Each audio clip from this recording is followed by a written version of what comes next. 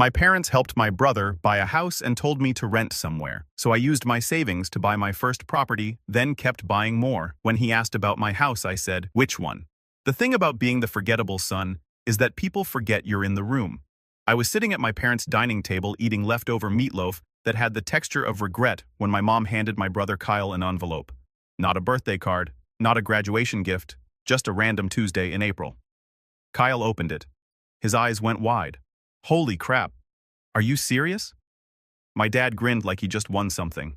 "You're ready, son. Time to invest in your future." Kyle pulled out a check, held it up like Willy Wonka's golden ticket. $10,000. I kept chewing my meatloaf, which suddenly tasted like disappointment with a side of gravy. For the house, Mom said practically glowing. Our little homeowner. Kyle was 26. I was 28. Kyle had been fired from 3 jobs in 2 years. His credit score was so bad that credit card companies sent him rejection letters as a courtesy. He still Venmo requested our parents for gas money every other week. But sure, he was ready for home ownership. "That's awesome, man," I said, and I meant it. Sort of. Mom looked at me like she just remembered I existed. "Oh, Jordan, how's your apartment? Still in that same place?" Still in that same place like it was a temporary holding cell I'd eventually graduate from. "Yeah," I said. "Actually, I've been thinking about buying something. Maybe a small rental property. I've saved up about rental property." Dad laughed. Actually laughed like I just suggested I was joining the circus. "Jordan, come on, that's way over your head. You manage apartments, you don't own them. Maybe try renting something nicer first. Baby steps." Baby steps. At 28, Kyle smirked into his mashed potatoes. Didn't say anything. Didn't have to. I nodded, smiled. "You know what? You're probably right." Mom patted my hand in that way that's supposed to be comforting, but feels more like someone patting a dog who just peed on the carpet. "We just want what's best for you, sweetie. No need to take unnecessary risks." Here's the thing about being the disappointment. It's not one big moment. It's 1,000 small cuts that eventually spell out not good enough in scar tissue. When I was 12, I built this elaborate model city for a school project. Spent 3 weeks on it. Every building had working lights. I wired myself. Won first place in the school's science fair. Dad's response: "Well, at least you're good with your hands." 2 months later, Kyle got honorable mention in a swim meet. Dad bought him a new laptop and took him to Disneyland. I got a pat on the back. Mom wasn't always like this. When I was really little, she'd sit with me while I drew hot chocolate and promises that I'd be an architect someday. Someone who built things. Then Kyle started winning things. And I became Jordan's doing fine in his own way, which is code for, "Will you stop expecting anything?" I drove home to my apartment. 3rd floor, no elevator. $1,150 a month for 520 square feet of cozy, which is real to speak for. You can touch all 4 walls from the center of the room. My neighbors were a drummer who practiced at 2 a.m. and a woman named Cheryl who collected ceramic frogs, all 47 of them with backstories. But it was mine. Well, I pay for it every month on time. I sat on my couch, a brown quarter monstrosity from Facebook Marketplace with mysterious stains, and opened my laptop. For the last 6 months, I'd been doing something my family didn't know about. Actually studying real estate investing, not YouTube videos. Real studying. I'd taken an online course, read 7 books, joined forums where actual investors talked about cap rates and cash-on-cash returns. I'd even paid $300 for a weekend seminar. And I'd been saving every spare cent for 3 years. No vacations. My last vacation was sleeping on my friend Devin's hotel room floor because I couldn't afford my own room. No new car. My 2008 Honda Civic had 187,000 miles and a check engine light that had achieved permanent residence. No eating out unless it was 2 for 1 at a place with health code violations. After 3 years, $22,000 saved. I'd been watching a property for 2 months. A duplex on the east side, foreclosed, bank-owned. The listing photos looked like crime scene investigation shots. Peeling paint, overgrown lawn, one window boarded up with a 2012 campaign sign but structurally sound. Both units rented month to tenants who'd been there for years. Asking price $89,000. I'd run the numbers so many times I could recite them in my sleep. With $20,000 down and a conventional loan at 6.5%, my mortgage would be $550 monthly. The units brought in $1,400 combined rent. After taxes, insurance, maintenance reserves, and vacancy allowance, I'd clear about $400 monthly. Plus, I'd own an asset, something that would appreciate, something with my name on the deed. I'd already gotten pre-approved, already scheduled Friday's inspection. All I had to do was make the offer. But I kept hearing my dad's laugh. That's way over your head. I stared at the listing, at my calculations. Then I heard my own voice, the one that had survived 6 years of not being enough. Screw it. I emailed my agent Lisa. Let's do it. Full asking price. Hovered over sent, clicked it, and didn't tell my family a goddamn thing. The next 3 weeks were the longest of my life. Offer acceptance, inspection, appraisal, more paperwork than should be legal. My loan officer Patricia called constantly. We need proof of employment. We need your last 2 pay stubs. We need a letter explaining the coffee purchase from 2021. Okay, that last one was an exaggeration. Barely. During this, I still showed up to Sunday dinners. The Sunday after my offer, Kyle announced his mortgage approval. Closing in 3 weeks, he said, passing green beans. Mom teared up. Our boy a homeowner? Dad raised his iced tea to Kyle and to Smart Investments. I raised my water. Said nothing. After dinner, loading the dishwasher, Mom found me. You seem quiet tonight. Just tired. How's work? Fine. Still managing that complex. She dried a plate with a live laugh. Love towel. You know, if you wanted to go back to school, your father and I could probably help with some of it. Some help with some of maybe going back to school. Pal got $10,000 cash. I'm good, Mom. Thanks. She squeezed my shoulder. We just worry about you. Translation. We've decided your life is sad. At 11:47 p.m., my phone buzzed. Lisa appraisal came in at $91,000.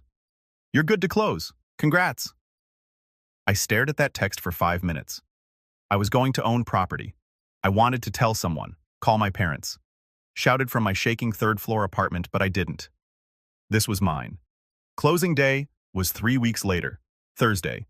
I told my boss I had a dentist appointment, wore my one good Target button down, drove to the title company that smelled like old coffee and broken dreams. Just me, Lisa, and Margaret, the title officer who'd been there since paper was invented. Sign here, initial here, date here. I signed until my hand cramped. Margaret handed me a folder. Congratulations, Mr. Hayes. You're officially a property owner. I walked out with documents, 2 sets of keys, and a feeling I'd never had before. Real pride, the earned kind. I sat in my Civic and called Devin. Yo, what's up? I did it. Bought a property. Closed today. Silence then. Holy, that's incredible. Did you tell your parents? No. Why not? Because they'd find a way to make it about Kyle's house being better. Fair. What now? Now I go see it. I drove straight there. Parked. Stared. It looked worse than the photos. Weeds everywhere. Spray paint on the garage. One gutter defying physics. But it was mine. I knocked on unit. Maria answered. 50's warm smile. You must be Jordan. The new landlord. The new landlord. That was me. Just wanted to introduce myself. She looked relieved. The last owner never fixed anything. The bathroom sink's been dripping for 3 months. I'll have that fixed this weekend. Her face lit up. Really? Really?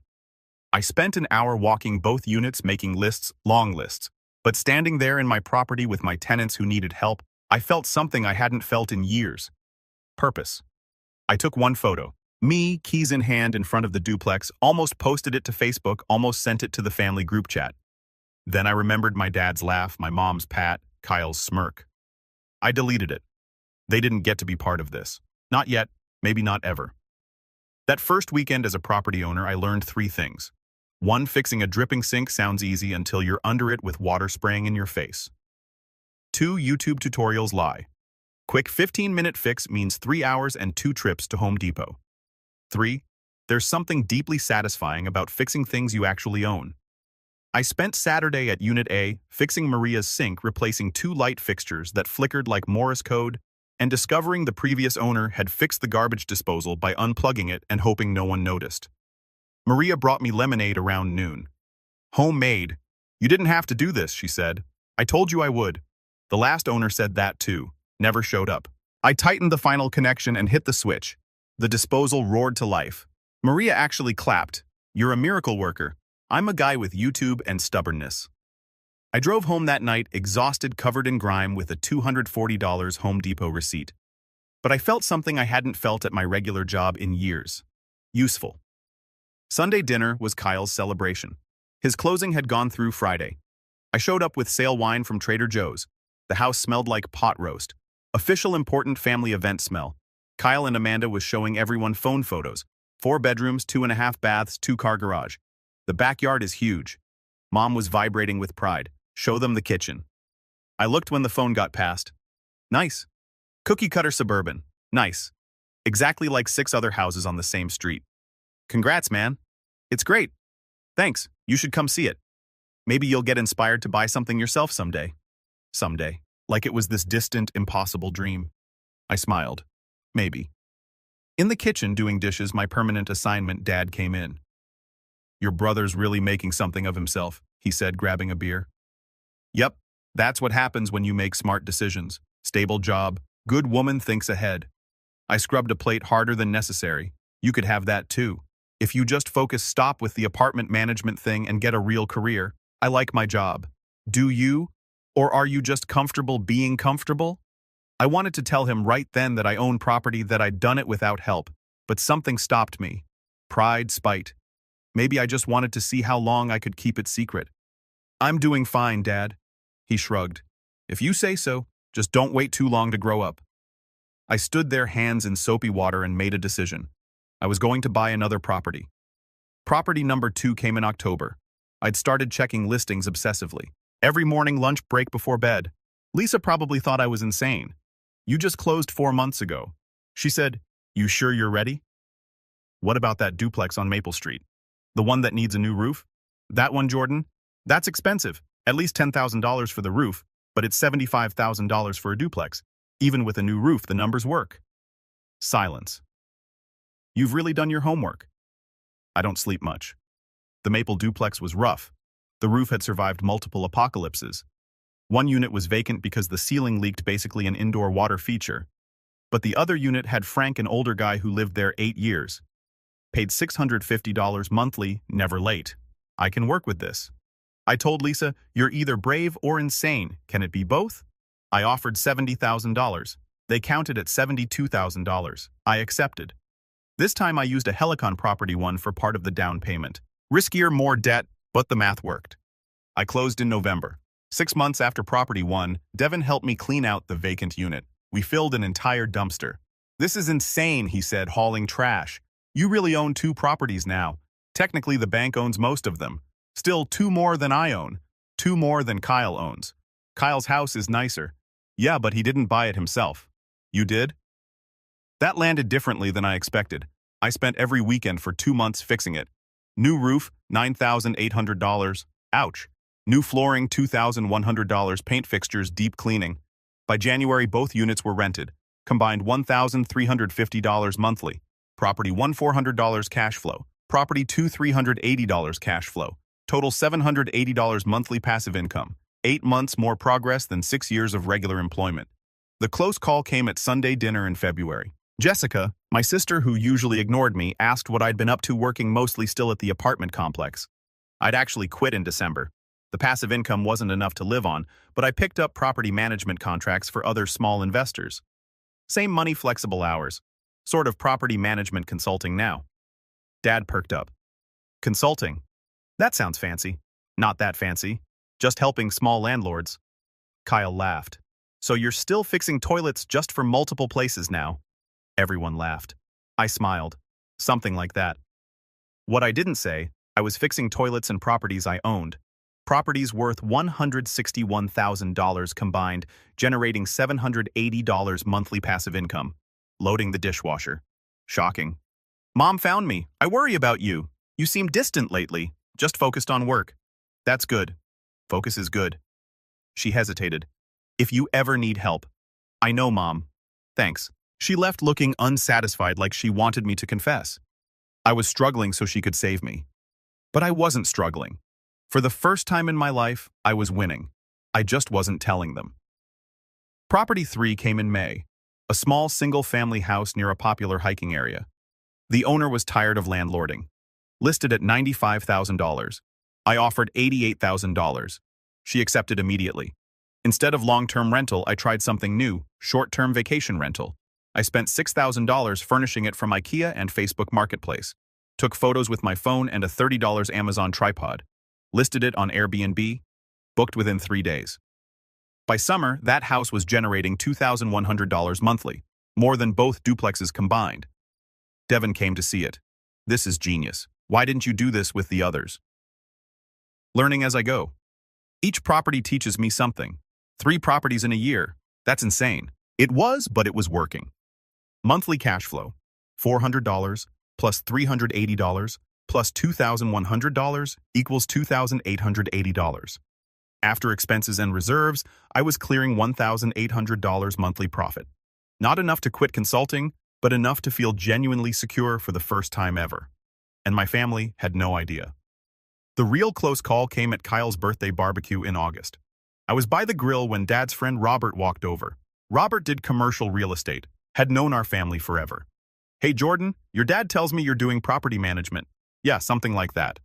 Any interest in commercial? I've got a client looking for someone. I'm focused on residential right now. Smart. Residential is hot. You investing yourself or just managing for others? I felt Dad's attention shift. Little bit of both, I said carefully. Good for you. Real estate's the best wealth builder. Wish I'd started younger. Kyle joined us spear in hand. What are we talking about, real estate? Your brother's getting into it. Kyle laughed. Jordan, come on. He manages apartments. Actually manages properties, Robert corrected. There's a difference. Dad looked uncomfortable. I excused myself in the kitchen. Mom cornered me. Robert seemed impressed. He's just being nice.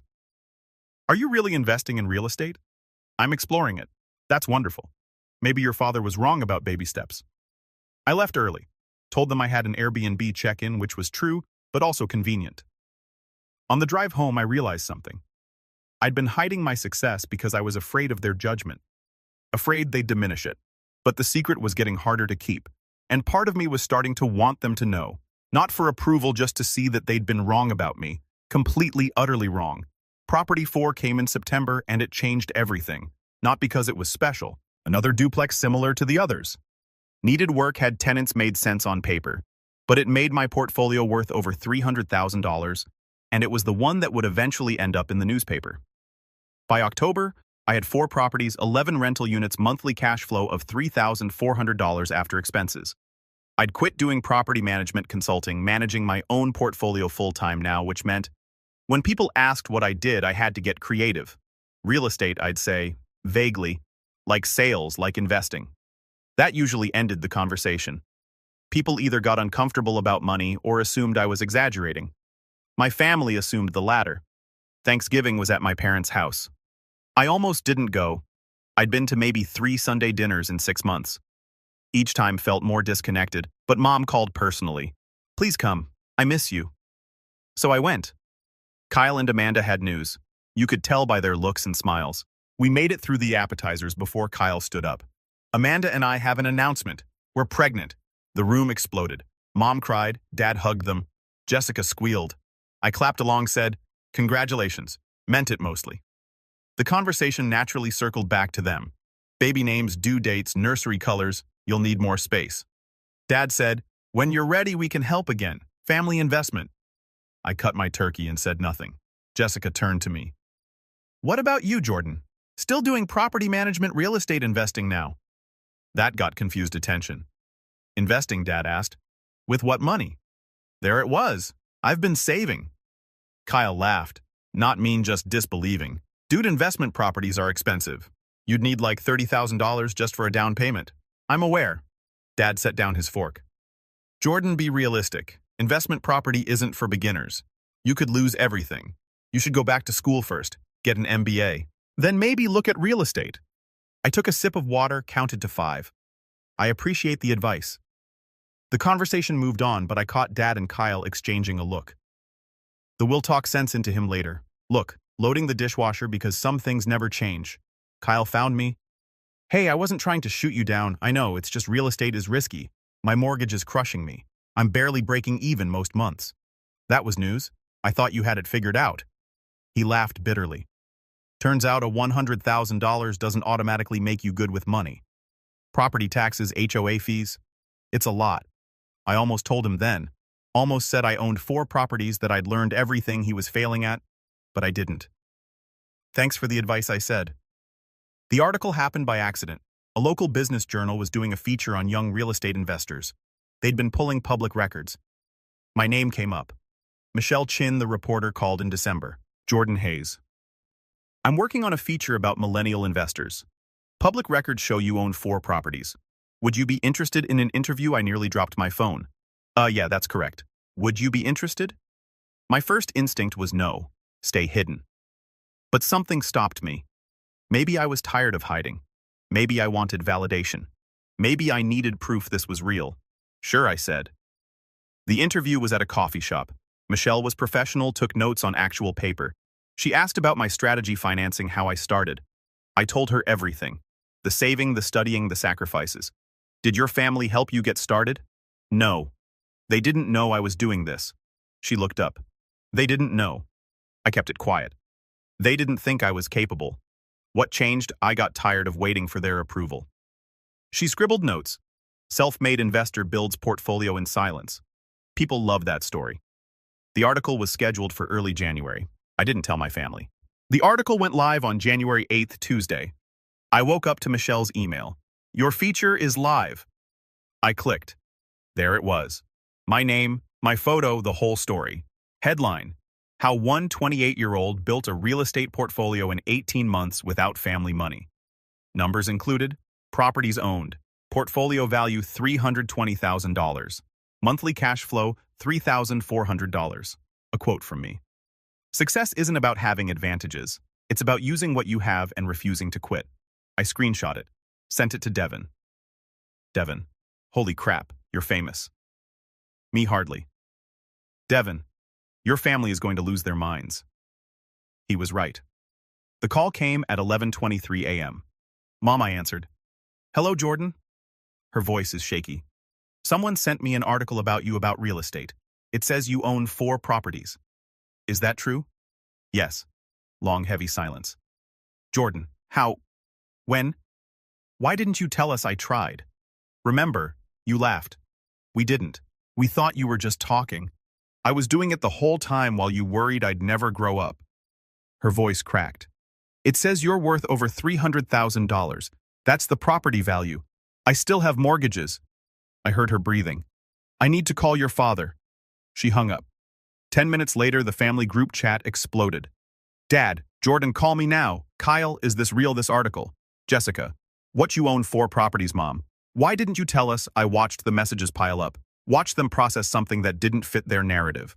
Finally, I typed, it's all real. Built it myself. No help, no family money, just work. The chat went silent.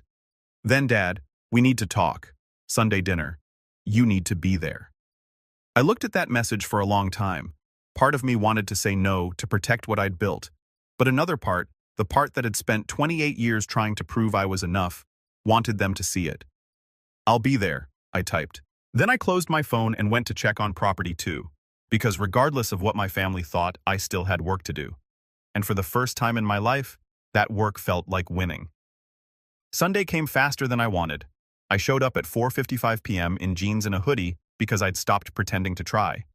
My Civic looked sad next to Kyle's Audi in the driveway. Mom opened the door before I could knock. Her eyes were red. She'd been crying. Jordan: Hey, Mom. She pulled me into a hug that lasted too long. When she pulled back, she was crying again. I'm so sorry. I'm so sorry. Mom, it's okay. It's not okay. We didn't see you. Really see you. Dad appeared behind her. He looked older, somehow tired. Come in, son. The dining room table was set with a nice plates. Pot roast again, Mom's emotional support meal. Kyle and Amanda were already seated. Jessica and Tom, too. Everyone staring. I sat down in my usual spot. So Dad started clearing his throat. We read the article, read the hub. I figured for properties $320,000 all in 18 months. Yeah. Kyle leaned forward. How did you where did you get the money for down payments? Saved it. $22,000 over 3 years. Used creative financing for the rest. Helix seller financing on 1 bank loans. But we thought you were barely making it. Mom said living in that tiny apartment, driving that old car. I was choosing to live that way, so I could invest instead. Dad set down his fork. I told you it was over your head. You did. I was wrong. The table went quiet. I was wrong about you. He continued, his voice rough. About what you were capable of, about what success looks like. You weren't failing. You were building something I couldn't see because I wasn't looking. Mom nodded, wiping her eyes. When I saw you on Sunday dinners, I thought you were stuck, lost, but you were working, planning. You were 10 steps ahead of all of us. Jessica spoke up. The article called you one of the most successful young investors in the metro area. That's what they wrote. And you did it without any help, without the $10,000 Kyle got. Kyle shifted uncomfortably. Speaking of which, I owe you an apology. I took that money knowing you got nothing. I told myself it was fair because I was more ready. But really, I just didn't want to rock the boat. Thanks, I said, and I meant it. Amanda squeezed his hand. We've been talking about how differently you two were treated. It wasn't intentional, Mom said quickly. We just thought Kyle seemed to need more help. You always seemed so independent. Independent was code for ignored. I said, not angry, just honest. She flinched but nodded. You're right. And I'm sorry. Dad cleared his throat again. Can we see them, the properties? See what you built. I looked around the table at these people who doubted me, dismissed me, forgotten me, but also at Mom's red eyes. Dad's genuine regret, Kyle's uncomfortable honesty. They weren't perfect. This wasn't a movie where everything got fixed with one conversation, but it was something. Yeah, I said. You can see them. Saturday morning, I gave them the tour. Property 1 first. The duplex where it all started. Maria came out when she saw us, gave me a hug, told my parents I was the best landlord she'd ever had. Mom cried again. Property 2, the rough one with a new roof. Frank was outside gardening, waved, told my dad I'd fixed his sink in 20 minutes when the last owner had ignored it for months. Dad nodded slowly like he was recalculating everything he thought about me. Property 3, the Airbnb. Jessica walked through it like a museum. This is beautiful, Jordan. Really beautiful. Kay was quiet, just looking, processing property before we drove past. Tenants were home and I didn't want to disturb them. We ended at a coffee shop. Sat outside in the November cold with hot drinks. You built all this, Dad said. Without us? Yeah. I don't know what to say except I'm proud of you. Really proud. Thanks. Can I ask you something? Kyle said. Sure. Are you angry at us? I thought about it. Really thought about it. I was for a long time, but not anymore. Why not? Because being angry at you was holding me back. And I realized I didn't need your approval to be successful. I just needed to do the work. Mom reached across the table, squeezed my hand. Can we start over? Can we do better? Maybe. But it's going to be different.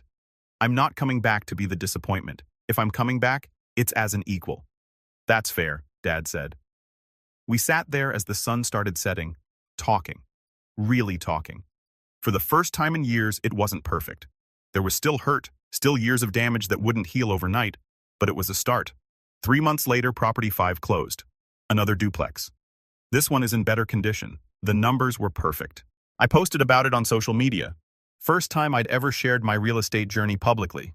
The caption, Property number 5, started with nothing but a dream and a savings account. No family money, no inheritance, just work. If you're thinking you can't do it because you don't have help, you're wrong. You just have to start.